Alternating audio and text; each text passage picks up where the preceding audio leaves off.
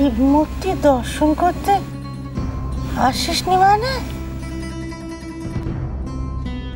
মা তুমি আমার কথাটা শোনো, একবার মাথা ঠান্ডা করে শোনো, তারপর তুমি যা শাস্তি দেবে আমরা মাথা পেতে নেব। মা নিশ্চিত আমার ধৈর্যের পরীক্ষা নিস না নিশিত। তুই ঠাকুর দর্শন এখানে আসিস তো কি করতে এসেছিলিস? আমরা সেদিন কলকাতা ছেড়ে কোথাও যাইনি মা।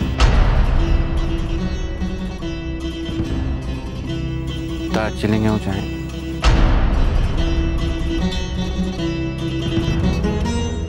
সেদিন বাড়ি থেকে বেরিয়ে আমরা কলকাতারই একটা হোটেলে উঠেছিলাম। হোটেল কেন মা? আমি যা বলবো তা শুনলে তোমার কষ্ট হবে।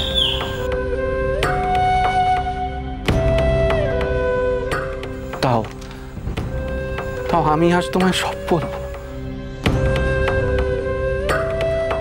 খুব ভারী লাগছে জানো। আমি তোমায় সব বলে একটু হালকা হতে চাইবো। মা আমি আর এই মিথ্যের বোঝ বয়ে বেড়াতে পারছি না। কথাখানা শেষ কর নিশিত। তুই এইখানে হোটেলে কেন উঠেছিলি সেটা আগে বল নিশিত।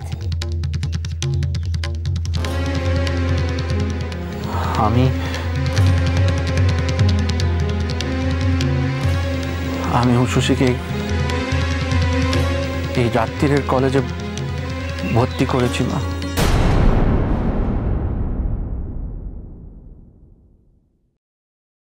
আমি প্রতিদিন রাত্রিরে উষসীকে নিয়ে এই কলেজেই আসি মা।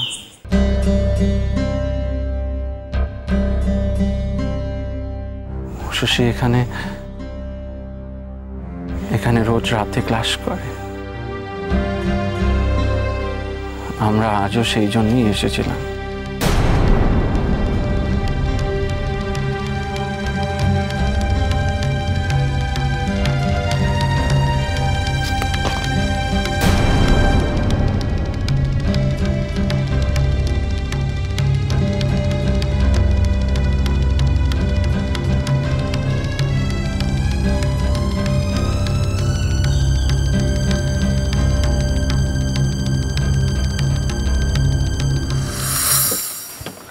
কি গো, আরে বলবে তো কি হয়েছে?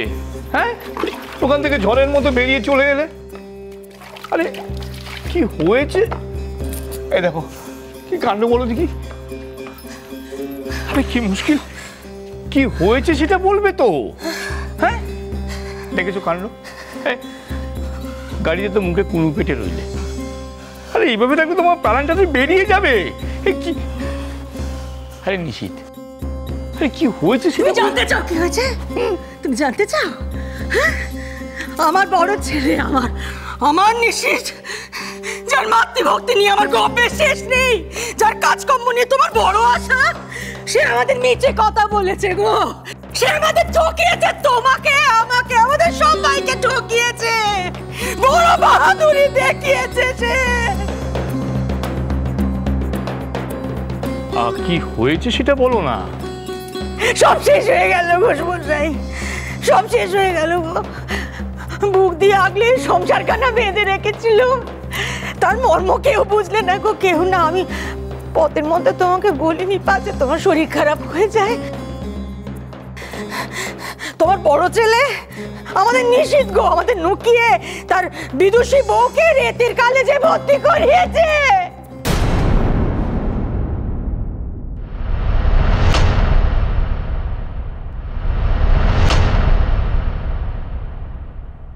রেতির কলেজ?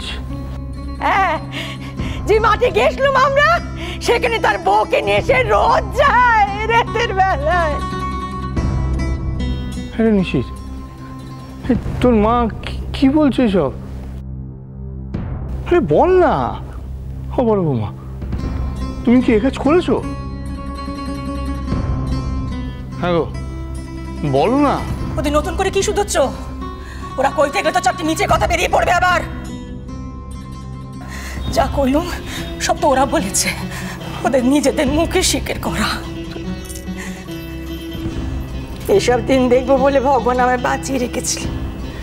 কি পাপ করেছিলাম কে জানে, যার জন্যে আমার। মা মা মা মা গো, আমি তোমার নিষেধ মানিনি মা। তোমার অবাধ্য হয়েছি মা। মা গো, কি করতাম বলো মা, কি করতাম?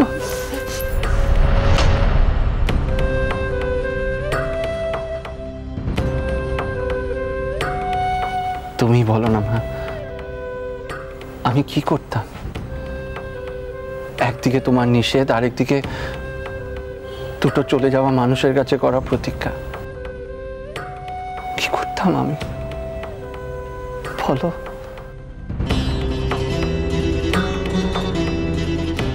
মা গো, যে উষসীকে আমি অগ্নিসাক্ষী করে বিয়ে করে এনেছি, তার স্বপ্নের কথা জানার পর আমি ওর বাবা মায়ের কাছে মনে মনে প্রতীক্ষা করেছিলাম।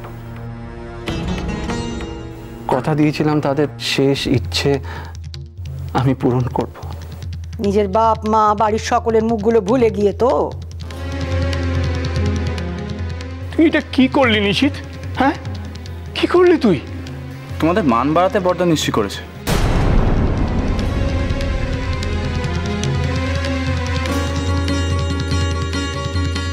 সত্যি বলছি মা, আমার জীবনে কোনো সংকট এলে আমি একটুও ভাবতাম না, তোমার কথাই মেনে নিত। কিন্তু মা এখানে যে আমি একা ছিলাম না, শশীর ভবিষ্যৎ ছিল।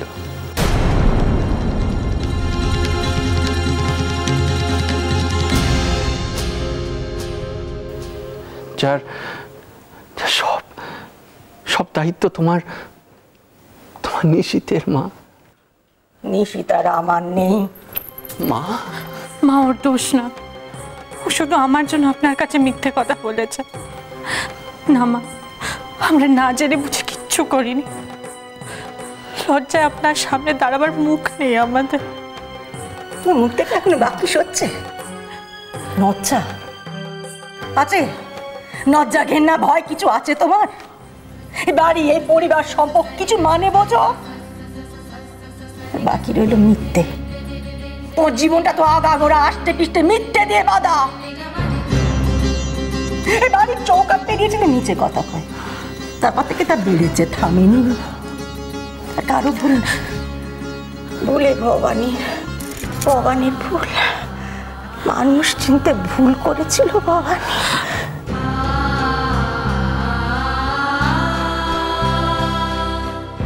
তুমি বুড়ো মানুষটাকে দেখেছো? নিজের মেয়ের থেকেও তোমাকে বেশি ভালোবাসে। তোমাকে বকলে আমাকে দু কথা শুনিয়ে দেয়। তার ভালোবাসা, সে সম্মানের এই মর্যাদা তুমি দিলে। বড় বৌদি, তুমি এটা কি করলে বলো তো? মা তুমি ঘরে যাও। শুনছো এদের সব কথা? শুনছো? আমি এদের সঙ্গে তোমার হয়ে গলা ফাটিয়েছি। ভবানীর না শাস্ত্রের কথা কানা বিস্ফোরণ হয়েছিল, আগুন তার ধম্ম ছাড়ে না, সব জ্বালিয়ে পুড়িয়ে ছাড়খাড় করে দেয়।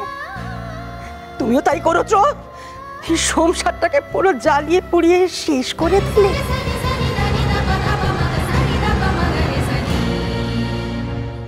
আমি কোথায় ভেবেছিলাম যে বাড়ির যুগি বড় বউ করে গড়ে তুলবো তোমায়। ভবানী, মা আমরা তোমার মুখ থেকে এখনো বাকি বেরোচ্ছে? তোমাকে আমি এই বাড়ির বড় বউয়ের মর্যাদা দিয়েছি, বিশ্বাস করেছি, আর তুমি কি করলে? আমার যে ছেলে 30টা বছর মার মুখের উপরে কোনো কথা কয়নি, তাকে এভাবে গুণ করলে।